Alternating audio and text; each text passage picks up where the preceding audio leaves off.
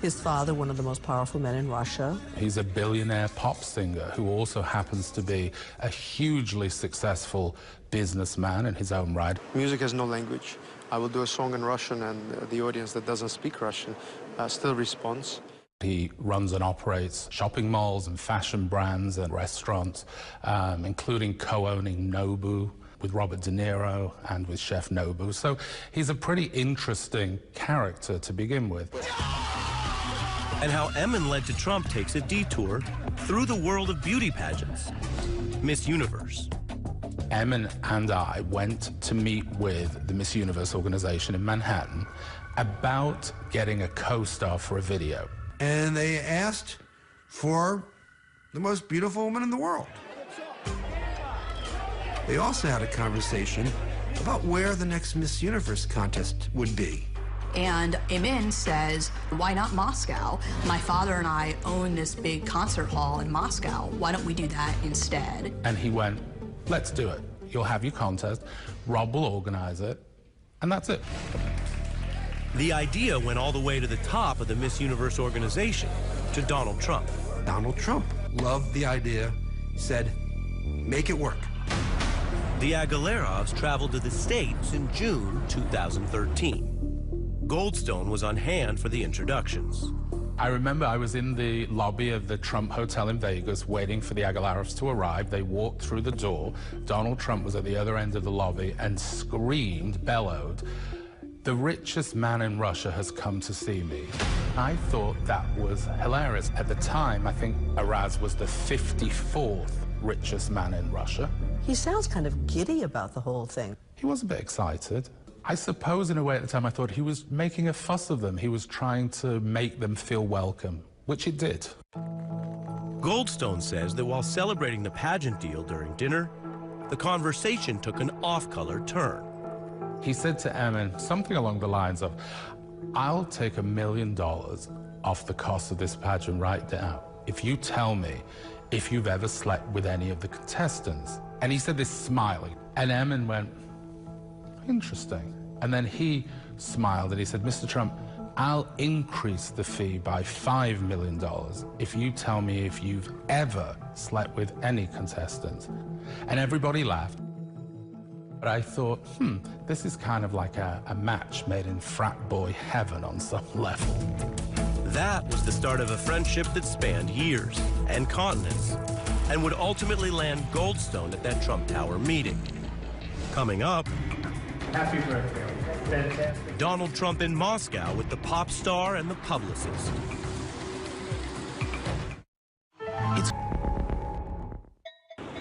The man who arranged the Trump Tower meeting is telling his version of events in a new book, and to NBC News' senior legal and investigative correspondent, Cynthia McFadden. I wanted to tell my story, and by that I mean my story. I thought without context, this story would never make sense.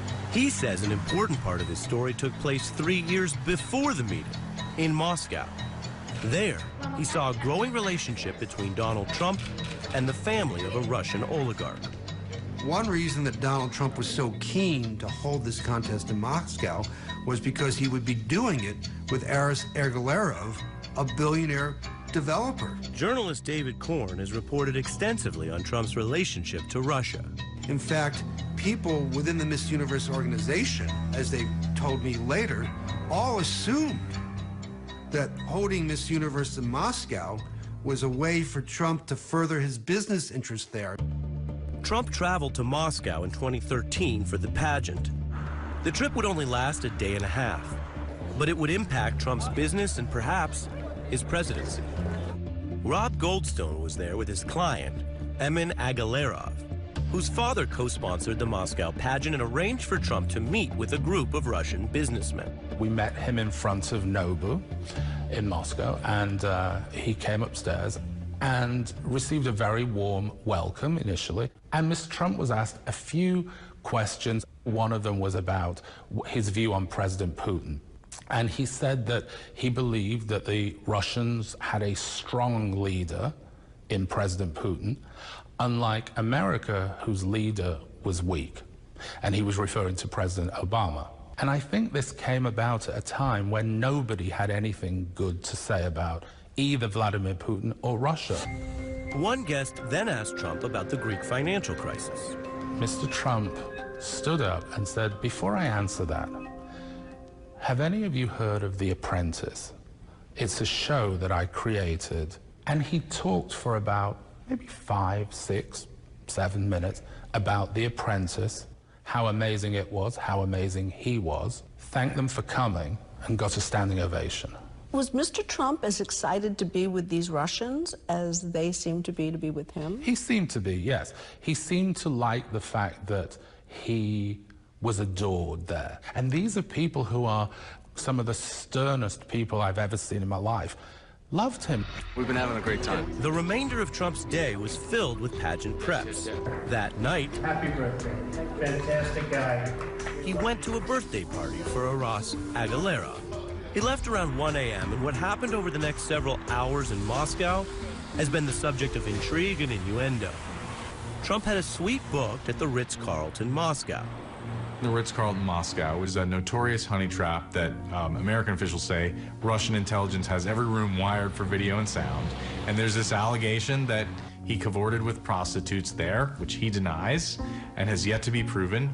The allegation is in the Steele dossier, opposition research initially paid for by a conservative website and then funded by Democrats. The most salacious item in the dossier focused on this trip that Trump took for the contest. And that was that he hired prostitutes and had them urinate in the hotel room that he was staying because Obama had stayed there. And they were defiling where Obama had slept, walked, gone to the bathroom, or whatever. The report claims that night the Russian government gathered compromise, material to blackmail Trump. Former FBI Director James Comey has said that Donald Trump told him he did not stay overnight at the Ritz-Carlton in Moscow. That is not correct. He did spend the night. He did spend the night. That's where he was dropped off by the security detail that we'd provided, and that's where he was at 7 a.m. the next morning. Trump's bodyguard, Keith Schiller, told Congress he was approached by someone who offered to arrange prostitutes. Schiller says he declined. Keith Schiller, according to his own testimony, told Trump about the offer. They laughed about it. Trump went into his hotel room alone. So to the best of your knowledge, the allegations in the Steele dossier? Well, to the best of my knowledge, I don't have knowledge, but to the best of my knowledge, we had him all day, we had him all night, so there's about 4 or 5 hours that are unaccounted for. In my mind, he must have slept at some point because he didn't look like someone who hadn't slept when I saw him the next day. But I have no idea, you know, maybe it could have happened, but again, I've never heard any word of it. There's no proof of a compromising video. But one video that does exist was shot the very next morning.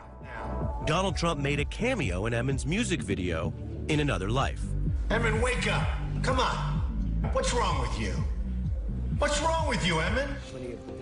After that shoot, Trump did a series of interviews and talked about Putin. Let's not kid ourselves. He's done an amazing job. He's put himself at the forefront of the world as a leader. His chief concern when he was in Moscow was whether he would meet Vladimir Putin. As soon as he landed, are we going to see Putin? When do we see Putin? Is Putin coming to the event? But that meeting never happened. I was in the room for that call with Mr. Trump and with Emin, Aras, and it was President Putin's spokesman, a man by the name of Dmitry Peskov, and Emin translated and said, unfortunately, although Mr. Putin would love to meet with Donald Trump today, the meeting can no longer go ahead because the King of Holland has been delayed in traffic.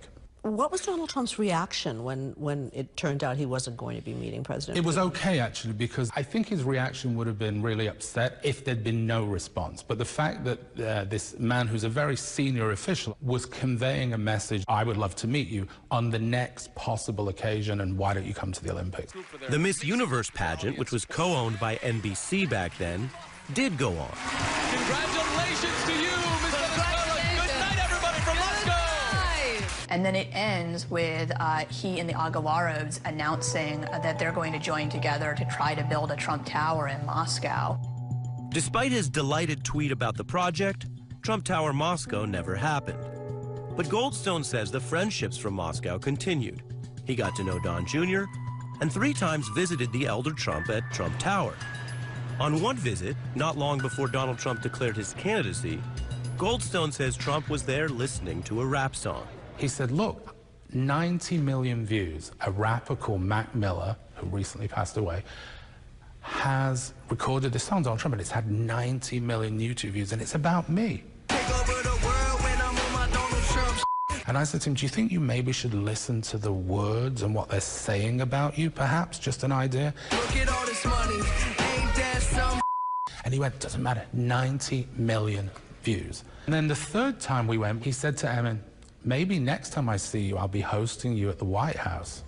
But before there was Trump in the White House, there was Trump the candidate. And the next time Goldstone set foot in Trump Tower would be when he arrived for the meeting. Coming up, I get it. Initially, I'd like you to set up a meeting with the Trumps.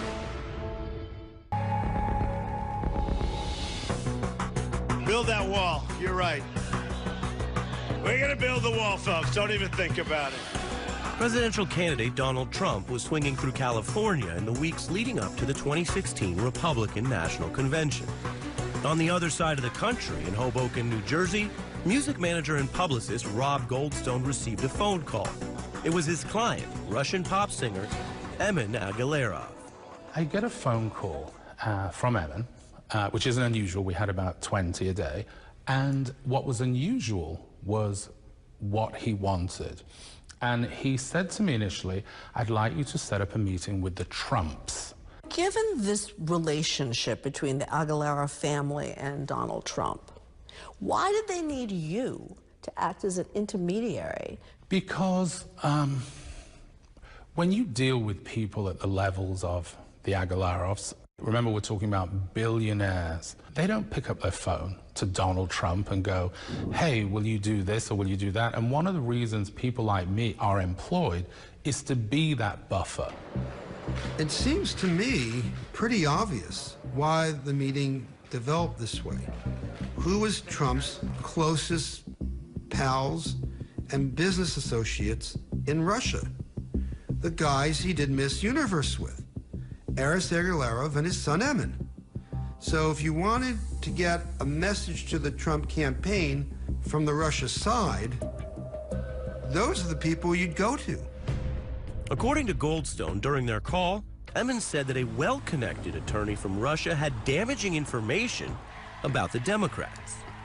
I knew in my mind when someone's saying well-connected and you want a campaign meeting with the Trumps, well, who else are they connected to? It's obviously the government, in my mind. So I was taken aback, first because Emin and I, and we'd worked together maybe 3+ years, had never even had a conversation about politics. We'd had conversation about Donald Trump, but not about politics. And in Donald Trump, Goldstone admits, he saw opportunities that had little to do with government.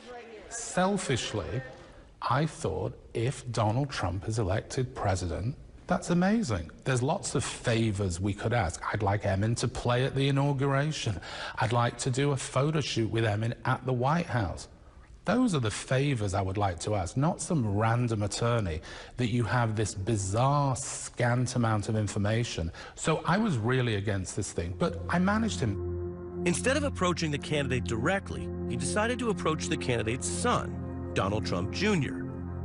That's when he typed out those 138 words that would later be scrupulously examined. Good morning. Emin just called and asked me to contact you with something very interesting. The Crown Prosecutor of Russia met with his father, Aras, this morning, and in their meeting offered to provide the Trump campaign with some official documents and information. This is obviously very high-level and sensitive information, but is part of Russia and its government support for Mr. Trump. Goldstone now admits some of the details were not true. All right, the first sentence, Emin just called and asked me to contact you. That's true. That is true. The Crown Prosecutor of Russia, not true. It's not true. What it is my interpretation. What I was talking about was this attorney from Russia. So you then say that they are offering to provide the Trump campaign with some, quote, official documents and information that would incriminate Hillary in her dealings with Russia and would be very useful to your father. What parts of that are true? So what is true is the call. So what Emin had said was potentially damaging it to the Democrats. So the Democrats only had one candidate, which was Hillary Clinton. I also was writing this to the son of somebody who was a reality TV star, who was running for president, and who most people, most polls, believed had as much chance of becoming president as myself. So very little. Very little, thank you for that, very little. So this wasn't an email to the son of the President of the United States. If it had been, I might have spent a little bit more time on it. This was written in about 3 minutes on my cell phone, interpreting what I believed my client was trying to get across and puffing it. That's what I do, I'm a publicist. The strategy worked. 17 minutes after Goldstone's email, the future president's son responded with these words. If it's what you say, I love it. Campaigns accept opposition research all the time, but most campaign professionals will tell you they wouldn't accept it from a foreign government or a foreign intelligence service. That's just something that's considered out of bounds in American politics. How are you guys? Thanks for coming by. And if the email lacked specifics, Trump Jr. had at least 3 opportunities to clarify the details. There's a clear trail within the phone records that shows that Donald Trump Jr. and Emin Agalarov connected by phone. But Donald Trump Jr. testified under oath to Congress that he doesn't remember those calls. He has no recollection. According to phone records obtained by the Senate Judiciary Committee, while he was communicating with Emin, Trump Jr. also had a phone call with a blocked number. We know that Donald Trump uses a blocked number, so the big question is, did he speak to his father? All we know is what the records show. Don Jr. connected with Agalarov, and in between those calls, he spoke to a blocked number. After that, the meeting was set. June 9th, Trump Tower. Goldstone would bring the Russian lawyer. Trump Jr. said he'd bring the candidate's son-in-law, Jared Kushner, and campaign chair Paul Manafort. Before joining the Trump campaign, Manafort worked as a political consultant for oligarchs and pro-Russian clients. The person who's of interest to me, frankly, is Mr. Manafort. He's been in Russia, he's been in Ukraine. If Donald Trump Jr. and Jared Kushner took this meeting innocently and ignorantly and sort of stepped into it, you know, it's possible. But Mr. Manafort, he would have clearly known what the Russians are up to. 2 nights before the meeting, on June 7th, Trump greeted supporters with what now sounds like a curious promise. We're going to be discussing all of the things that have taken place with the Clintons. I think you're going to find it very informative and very, very interesting.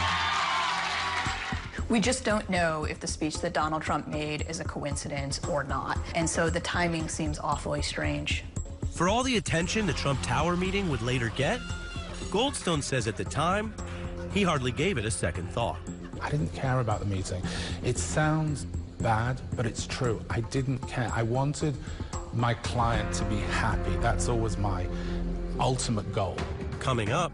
So tell us what happened. Was the dirt on the Democratic Party and Hillary Clinton forthcoming? Richard Louie with your hour's top stories. The FBI has spoken to Deborah Ramirez, who has accused Brett Kavanaugh of sexual misconduct when they were both students at Yale. It's part of the Bureau's reopened background investigation of the Supreme Court nominee. Democratic Senator Dianne Feinstein also asking the White House for more information on the scope of that investigation. The death toll is now above 800 after an earthquake and tsunami hit Indonesia. Widespread damage is making it difficult to reach the hardest hit areas there. For now, back to the meeting.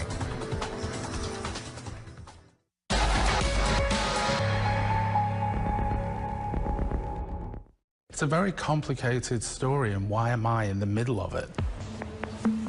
It's the story of the meeting, as told by Rob Goldstone, the man who arranged it.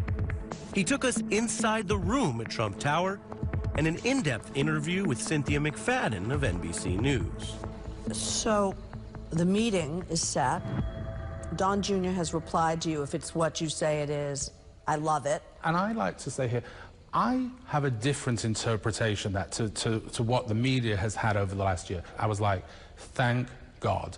He knows that I don't really know all of what I'm saying here, and I obviously don't have all the facts. So if it's what I'm saying, he loves it. But it's like you've turned off your thinking brain, Rob. I mean, if it's what you say it is, if the Russian government is going to turn over dirt against Hillary Clinton...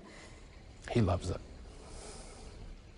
Yeah, I was focused on me. I was focused on saving face, not embarrassing myself, not embarrassing my clients. And not whether this was an unpatriotic or maybe even treasonous offer. Correct. Goldstone arrived at Trump Tower on June 9th, 2016. When he got there, he checked in on Facebook. On the few occasions I've been to Trump Tower, sure, I checked in, including the day of that meeting.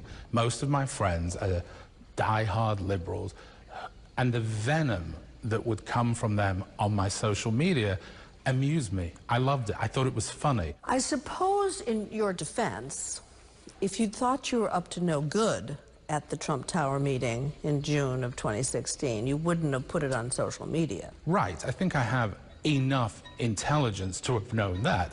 Accompanying Goldstone was a woman he said could provide the incriminating information. Russian attorney Natalia Veselnitskaya. She was very, very close to the state prosecutor in Russia, who himself is very close to Putin. She had mounted a really aggressive campaign against a law that had been passed by Congress and signed by Obama that was absolutely hated by Putin, and it was called the Magnitsky Act. The Magnitsky Act allows the U.S. government to sanction Russian officials and business people believed to be human rights offenders. The Magnitsky Act really sticks in Vladimir Putin's craw because it goes after his wealthy friends. It freezes their bank accounts. It makes it hard for them to travel, to do business in dollar denominations. To retaliate, the Russian government stopped Americans from adopting Russian children. At Trump Tower, Veselnitskaya was there with 3 associates. The other people on the Russian side, as it were, one was Renat Akhmechin. He's a Russian-American lobbyist. He is a former Soviet military officer who's been in the United States for many years, and he had been working with Veselnitskaya to lobby against the Magnitsky Act. Also there, a translator and a business representative for the Agalarov family. At about 4 p.m., Goldstone and his companions boarded the Trump Tower elevator to the 25th floor conference room. In the meeting were Donald Trump Jr., his brother-in-law Jared Kushner, and Trump campaign chair Paul Manafort. Don came out and saw these people. They went in. I said, thank you very much, I'm leaving. And he said, where are you going? I said, I'm leaving. He goes, why don't you just sit in so you can get these people out at the end? I now find myself in the meeting itself. So tell us what happened. Was the dirt on the Democratic Party and Hillary Clinton forthcoming? Not as far as I was aware. I decided I would use the opportunity to check my emails, just sit there, but to keep half an ear open. My eyes were definitely open because although I thought, well, I don't really know much about this subject, I'm smart enough that I'll be able to spot if there's a change in body language. Goldstone says he noticed the mood deflate as the attorney talked about sanctions and the Magnitsky Act. It didn't sound like useful dirt on Hillary Clinton. Jared Kushner, who was sitting next to me, looked like he was becoming more and more agitated as the attorney continued. At which point Jared Kushner said, I have no idea what you're talking about. Could you possibly refocus? And the attorney started again. Then she started talking about how unfair it was for the adoption of Russian children by Americans. Then my ears picked up because I was like, what is she talking about? What's adoption got to do with any of this? Don Jr. stood up and said, I really don't know why you would address this to us. My father's a private citizen. I suggest you address it to the Obama administration. They're in power. They can perhaps do something. Goldstone says he ushered the Russians out of the room. The meeting lasted about 20 minutes. I jumped and was like, thank you all very much. Thank you. Goodbye. We have to leave. And I was horrified. The 3 Russians who were at the meeting have testified that Don Jr. asked specifically about where the dirt was on Hillary. Do you recall that? No, not at all. Did anyone in the meeting say, where's the dirt about Hillary? No. So the Russians are not telling the truth. If that's what they say. That's what they testified to. Veselnitskaya spoke to NBC News last year about the meeting. I would say in one word, it was a disappointment of sorts. NBC News obtained her talking points for the meeting. Most of the document is criticism of the Magnitsky Act. There's only one mention of Hillary Clinton in passing and regarding donations to the DNC. It was, maybe for me, a completely insignificant part. At no point was there ever compromising material about Hillary Clinton. Not from my mouth, not from my documents. An attorney for the Agalerovs tells NBC News that no one in the Russian government asked them to arrange the meeting. Jared Kushner's attorney, Abby Lowell, says his client went into the meeting not knowing what it was about, didn't participate, and left before it was over. Jared was told about a meeting with his brother-in-law. No topic was mentioned. When Jared got into the room, the conversation was about Russian adoption. He was probably in the room for 10 or 12 minutes. What happened before he came in and what happened afterwards, he wasn't there to see. When the meeting ended, Goldstone says he was worried he had annoyed Don Jr. I said it was the most embarrassing thing, and I apologized. He said to me, you know, I do lots of meetings, that's fine. It was kind of like, there, it's okay. But then he said to me, I just have no idea what that was about. Coming up, the story breaks. Oh, come on. You didn't remember you'd offered dirt on Hillary Clinton from the... It began with an offer for dirt and by many accounts ended up as a frustrating 20-minute conversation about sanctions and adoptions. So what were the Russians up to? The man who set it up has a theory.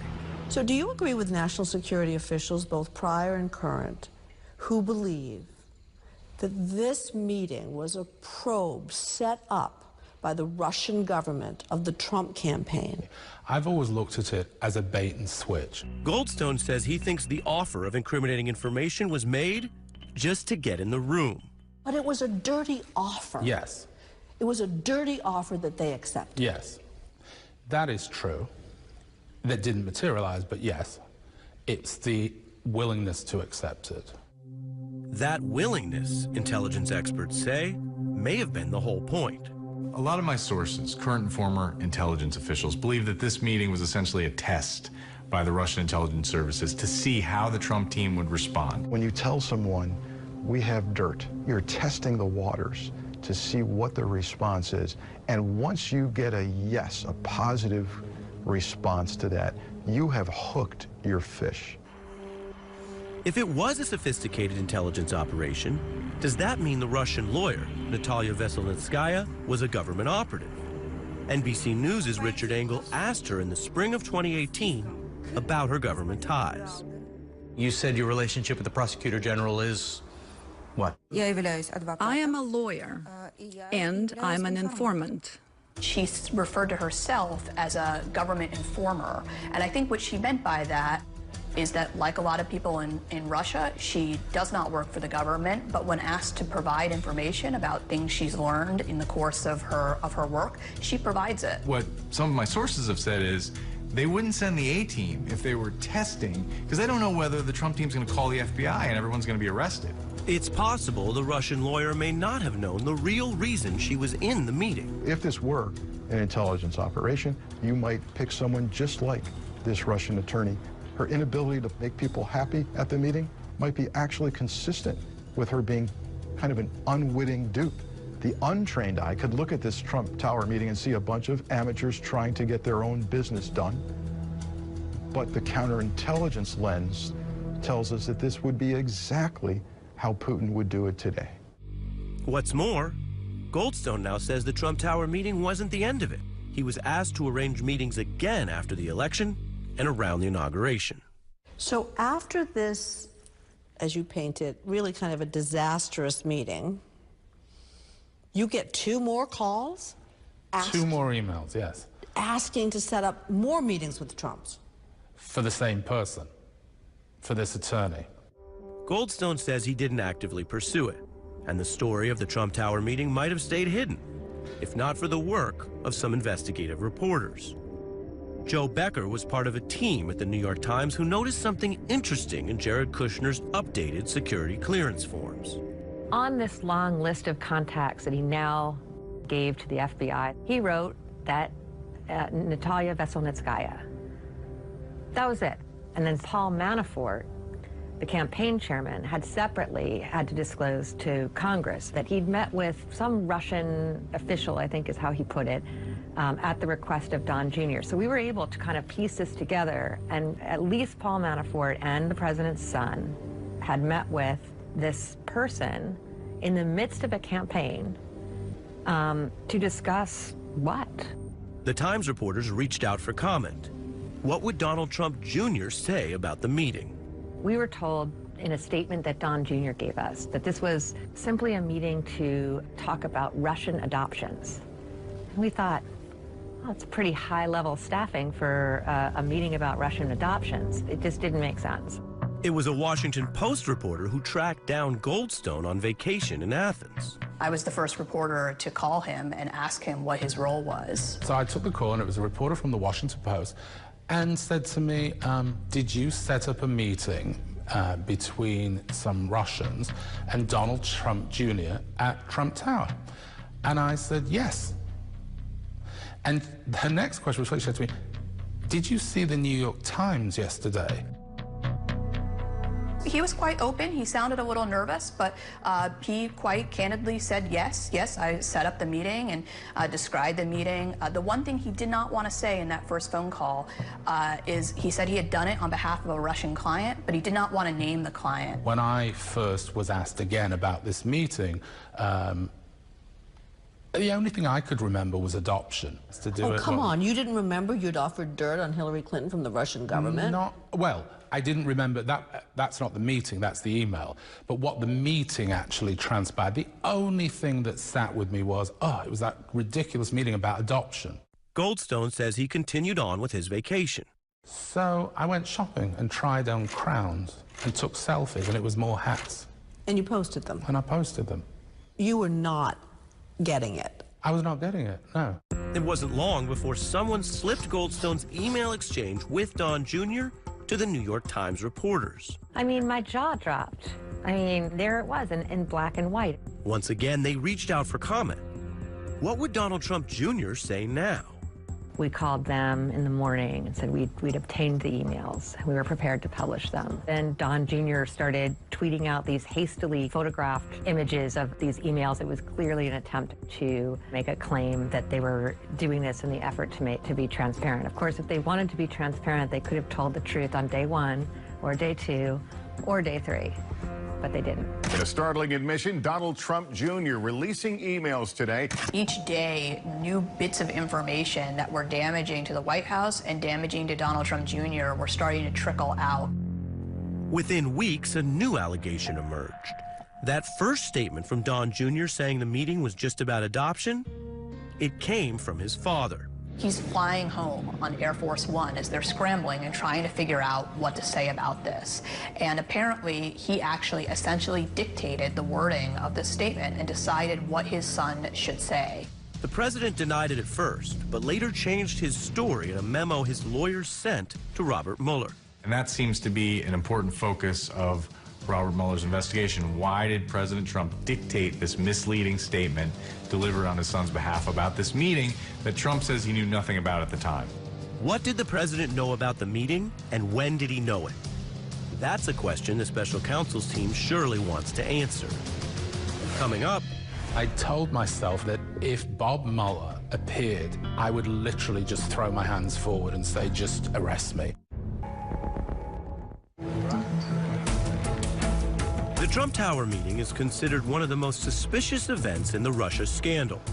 Now, more than 2 years after the fact, two questions stand out. Was the sit-down evidence of criminal wrongdoing? And amid the shifting stories, Did the president play a role in a cover-up? It's one of the most enduring mysteries of this episode is, did Donald Trump know about it? He has said over and over again that he did not know that this took place. And Donald Trump Jr. has said the same, including essentially under oath to Congress. An email exchange in which Donald Trump Jr. infamously responded, "If it's what you say, I love it." The question has always been, did candidate Donald Trump know about that meeting before it happened? It's hard for me to believe that Donald Trump Jr. in that circumstance would not communicate with his father and say, "Dad, look what I got." So the Mueller team appears to be looking at this in terms of attempted collusion. Why did they agree to accept the meeting? What was the state of mind of the Trump team? And they're also looking at it through the lens of obstruction of justice. Why were misleading things said about this meeting? If the president had a hand, and it appears he did, in drafting a false statement as to the true meaning of the Trump Tower meeting, then the special counsel is asking, is this obstruction of justice? Not long after the Trump Tower sit-down, music publicist Rob Goldstone ended his working relationship with Russian pop singer Emin Agalarov. But questions about his role at the meeting catapulted Goldstone into the middle of the Russia probe. It was Goldstone who wrote the email on behalf of the Russians who wanted to meet with Donnie Jr. to share dirt on Hillary Clinton. Goldstone first testified on Capitol Hill. Then the special counsel came calling, asking him to respond to questions as a voluntary witness.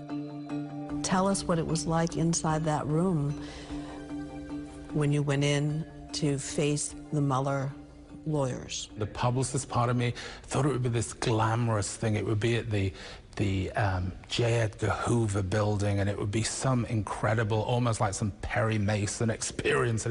Anyway, it was in some unmarked building in a bland conference room. Was Mr. Mueller himself there? No, and I told myself in advance that if Bob Mueller appeared, I would literally just throw my hands forward and say, just arrest me, because I'd heard that he hadn't shown up at anyone else's. Goldstone says Mueller's lawyers peppered him with questions, many dealing with the relationships that appeared to tie Trump to Russia. My connection to the Trumps, Trump's connection to the Agalarovs, Agalarovs' connections to the Kremlin, Trump's connections to the Kremlin, to the Agalarovs. It all made perfect sense what they would want to talk about, and I was able to fill in as much as I knew. Next, Goldstone agreed to again be a voluntary witness, this time in front of Robert Mueller's grand jury. I was picked up by 2 FBI agents and driven to an underground entrance to yet another unremarkable building. The room is like a schoolroom. It has 3 tiers. It was like a lecture room in a college. There were about 22 or 23 people there across the 3 tiers. What do you think they wanted you to tell that grand jury? I mean, the truth, of course, but what was the case? What's the case? I think that one of the things that they definitely needed me to enlighten the grand jury about was the thing I get asked about all the time, but haven't really spoken about until now, which is, what was the reasoning for writing the email the way I did? And why did I use certain phrases that I did? New revelations may also be coming from a source once in Trump's inner circle. Paul Manafort pleading guilty today to 2 charges as part of a plea deal. Paul Manafort is now cooperating with Robert Mueller's investigation. His presence at the meeting looms large. Paul Manafort is a man with a lot of Russian connections. He knew exactly how the Russians operate, and he should have known what was happening there and why that meeting was perilous. The question of knowingly cooperating with a foreign power to influence the election, to assist and support the campaign, that's the big question that Mueller's going to try to answer through Manafort. Whatever happened before, during, and after the meeting, Robert Mueller now has multiple witnesses spilling secrets. Rob Goldstone insists he never meant to be part of a Russian plot, but what he offered may provide evidence of whether any Trump campaign officials wanted to join one. Whatever came of the meeting, Goldstone says he's living with the consequences of one very bad idea. Are you guilty of anything? I'm guilty, really, of not standing my ground. And knowing that this was a bad idea, that's what I'm guilty of not really putting my sensible hat on and going, you know this.